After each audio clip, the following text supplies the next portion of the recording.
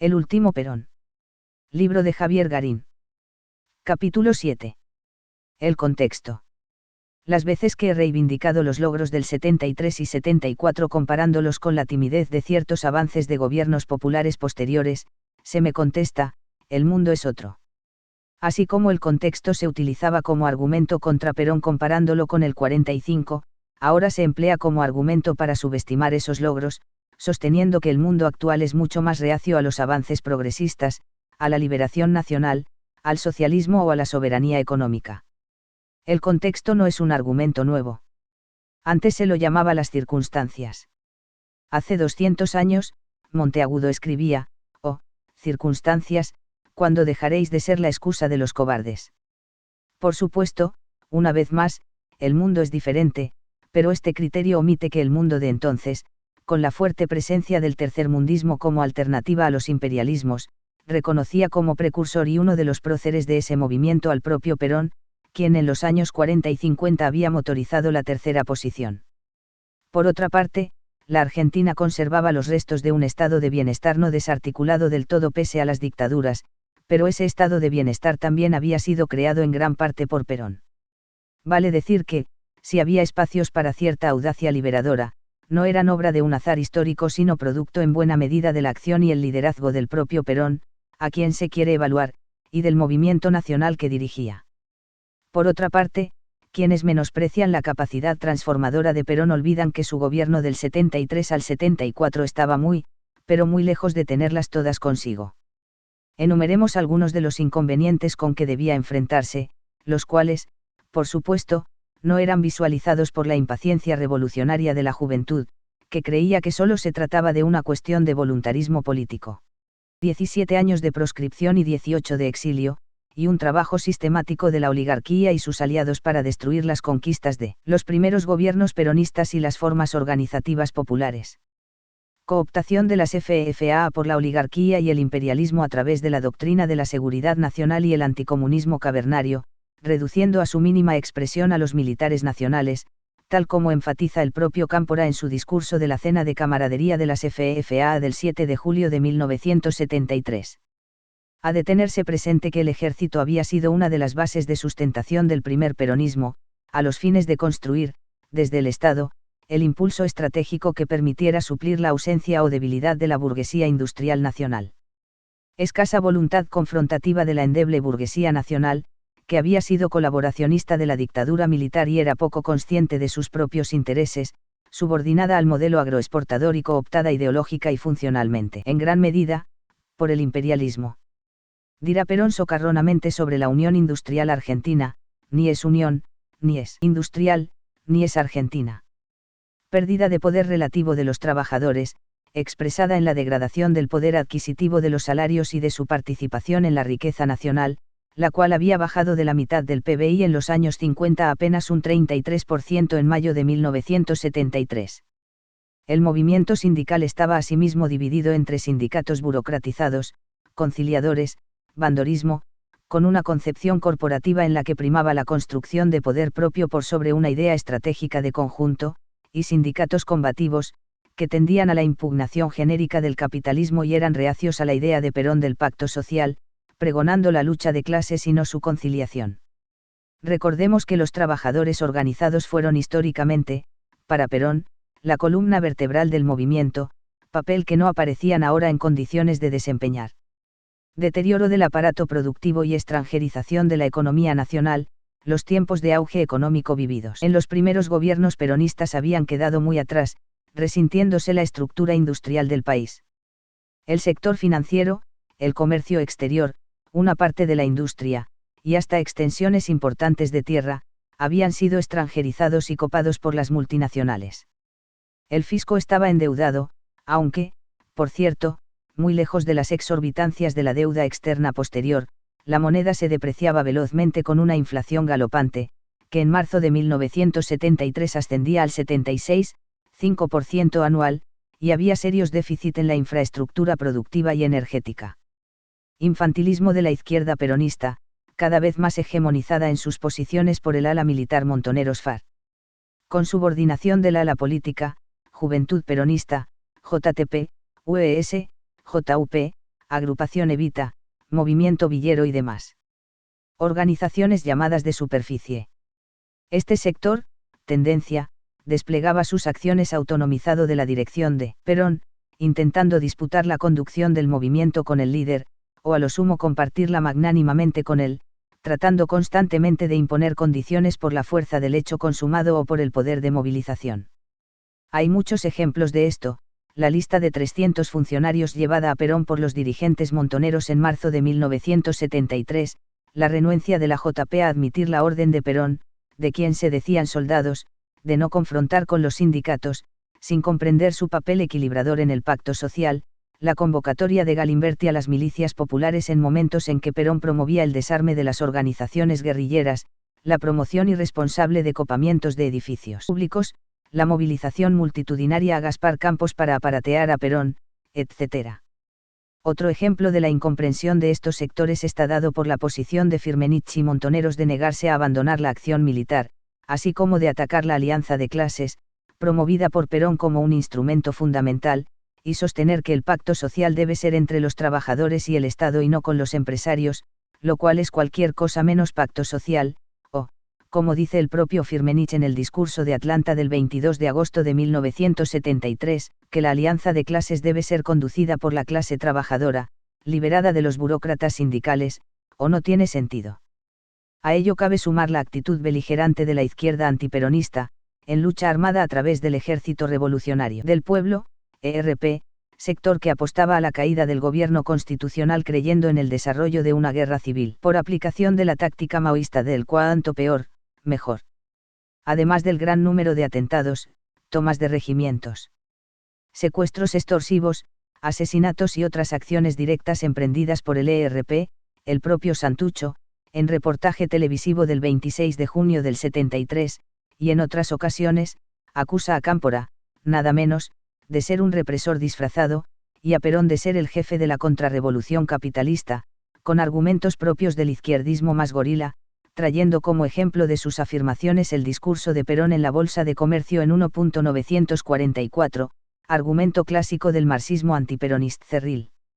Si siguen diciendo estas barbaridades les vamos a dar pantalla televisiva todos los días, comenta jocosamente Perón. Pero, no era para reírse, ya que estas teorías iban acompañadas de la acción armada.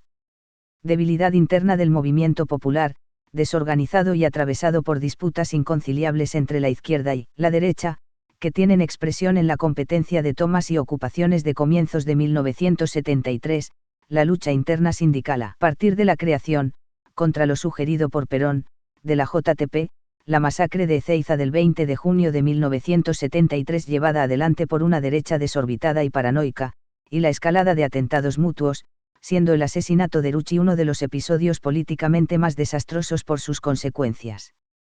Cerco imperialista internacional, a pesar de los esfuerzos de Perón y de su anhelo de impulsar la Unión Latinoamericana en aplicación de ideas que provenían de los tiempos del ABC, así como de sus estrechos vínculos con el Tercer Mundo, del cual había sido precursor y cultivaba asiduamente, lo cierto es que se vivía un periodo de retroceso popular en toda Latinoamérica, que Perón advirtió enseguida, y que muchos revolucionarios no tuvieron reflejos para percibir en toda su dimensión.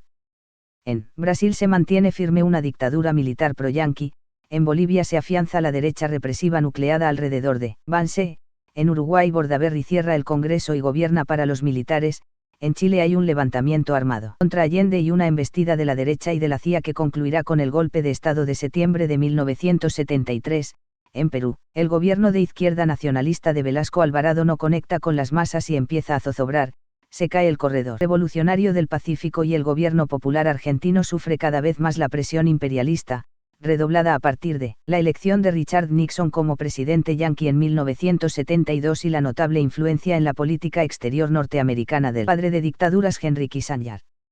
Esto último es especialmente reconocido por Firmenich, quien dice, en un reportaje, que Perón quiso inicialmente hacer una revolución, pero hubo un cambio de circunstancias internacionales, el triunfo de Nixon. En las elecciones de noviembre del 72 en los Estados Unidos, y con él la consolidación de la doctrina de seguridad nacional para todo el continente. Eso es lo que determina los golpes en Brasil, Uruguay, Chile, Bolivia, la desnaturalización de la revolución peruana de Velasco Alvarado y, objetivamente, el apoyo al futuro golpe argentino, ese cambio geopolítico hace, a mi juicio, que Perón cambie de proyecto sobre la marcha, pero él no tuvo la capacidad de explicarnos esto, de decirnos, vean muchachos, ustedes tienen poquitos años, no están en condiciones de gobernar. Yo tengo demasiados años, tampoco estoy en condiciones. En el medio hay un vacío generacional que todos conocemos. ¿Cómo hacemos para ganar tiempo? Este hubiera sido un planteo razonable, igual seguramente inviable, porque entre la buena voluntad de Perón y la nuestra se iba a interponer la voluntad de la doctrina de seguridad nacional, con sus fuerzas armadas y López Rega, que evidentemente debe haber sido un agente de la CIA. Este análisis de Firmenich sería por completo correcto si no fuera porque falta a la verdad en una cosa fundamental, en su reproche hacia Perón, pues está perfectamente demostrado que lo que Firmenich dice que Perón nunca les supo explicar es precisamente aquello que Perón les repitió docenas de veces en sus discursos y en sus entrevistas, de manera pública y privada, con prístina claridad, según se verá, solo que ellos no estaban dispuestos a escucharlo, porque la conducción montonera era la vanguardia revolucionaria iluminada, tan iluminada que terminó haciéndole el juego a la derecha interna y al imperialismo. El marco internacional es especialmente importante, porque tras la derrota de Vietnam se redoblan los esfuerzos de Estados Unidos por consolidar la hegemonía imperial en América Latina. El hecho más notable es la caída de Allende con intervención directa de la CIA y de sus colaboradores, entre ellos los militares brasileños. Brasil se había constituido en la punta de lanza imperial en la región. En una interesante investigación sobre los archivos político-diplomáticos relativos a la creación de la Operación Cóndor, Jair Kriske observa, es importante subrayar los acontecimientos políticos e institucionales ocurridos durante el año de 1973, en el Cono Sur, o sea, en el mes de junio el golpe en Uruguay y en septiembre el golpe en Chile. Los dos episodios tuvieron decisiva participación de la dictadura brasilera, toda vez que Brasil no admitía la existencia de gobiernos de izquierda en países vecinos, pues podrían, internamente, estimular la llamada subversión y, en el exterior dificultar la expansión de sus intereses económicos. El golpe de Estado en Bolivia, por el general Hugo Banse, contó con fuerte apoyo logístico de Brasil, cuyos aviones militares, sin ocultar las insignias de FAB, Fuerza Aérea Brasilera, descargaron fusiles, ametralladoras y harta munición en Santa Cruz de la Sierra. En diciembre de 1971, Uruguay estuvo a punto de sufrir una intervención militar por parte de Brasil. Las tropas del entonces Tercer Ejército, hoy Comando Militar del Sur, se prepararon para invadirlo ejecutando la famosa Operación 30 Horas, tiempo necesario para ocupar el territorio de Uruguay, lo que solo no ocurrió porque el general Liber Seregni, candidato del Frente Amplio, que congregaba partidos de izquierda y centroizquierda, perdió las elecciones. El entonces presidente brasileño, Garrastazu Médici viajó a Washington. Entre los días 7 y 9 de diciembre de 1971, se realizaron varias reuniones con el presidente americano Richard Nixon, el asesor de Seguridad Nacional, Henry Kissinger, el secretario de Estado, William Rogers, y con el general Vernon Walters, que sería en breve el nuevo subjefe de la CIA.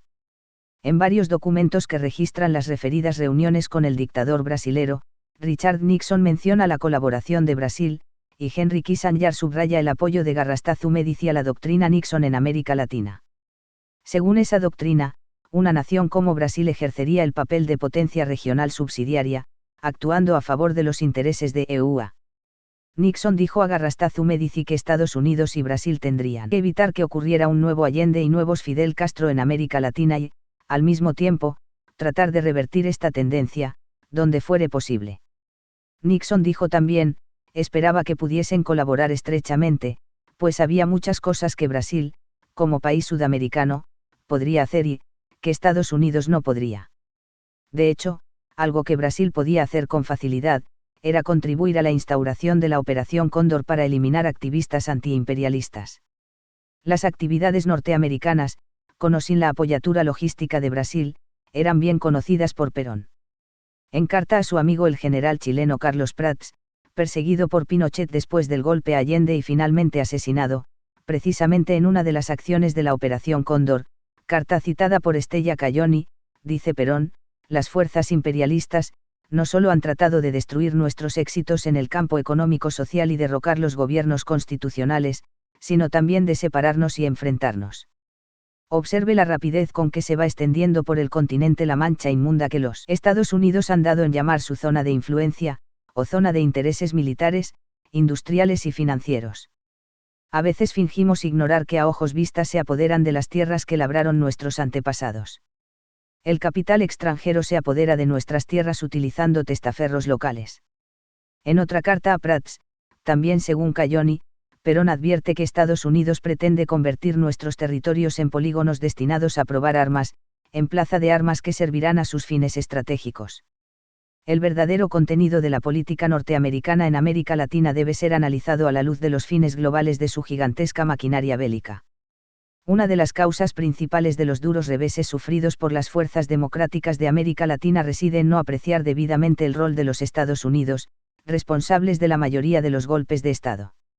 Sus manos están manchadas con la sangre de miles y miles de latinoamericanos caídos en la lucha por la libertad y la independencia. Y más adelante niega que se esté atravesando un periodo de calma en las relaciones con Norteamérica, y qué calma es esa cuando están realizando toda clase de actividades secretas, soborno de políticos y funcionarios gubernamentales, asesinatos políticos, actos de sabotaje, fomento del mercado negro y penetración en todas las esferas de la vida política, económica y social. Sobre nuestros países vuelan aviones militares norteamericanos mientras nuestros suelos permanecen en poder de sus monopolios, con bases militares.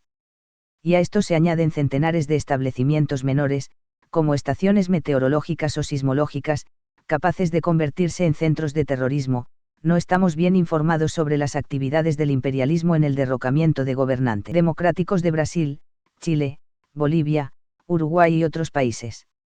Y a pesar de todas estas dificultades internas y externas, Perón y su gobierno del 73 y 74 emprenden casi en soledad internacional la última experiencia de antiimperialismo y liberación nacional del siglo XX bajo el lema, precisamente de liberación o dependencia, desplegando un programa económico y social que, si bien no satisfacía las ansias revolucionarias de los apresurados, era de lo más avanzado de aquella época, y aún despierta ecos de nostalgia al compararlo con la posterior transnacionalización y sometimiento de la economía argentina al imperialismo global. Fin del capítulo 7 del libro El último Perón, de Javier Garín.